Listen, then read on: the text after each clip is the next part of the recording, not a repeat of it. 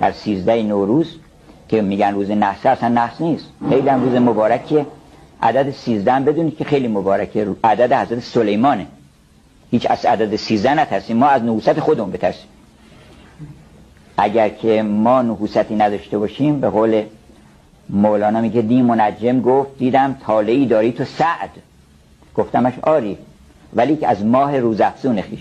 ما اگر طالعمون سعده مال خودمونه، اگر نحس هم است مال خودمونه.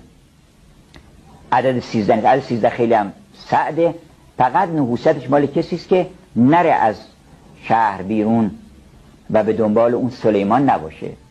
هر کس که به دنبال عدالت، به دنبال اون اعتدال ربیعی، به دنبال اون تساوی و برابری و آزادی نباشه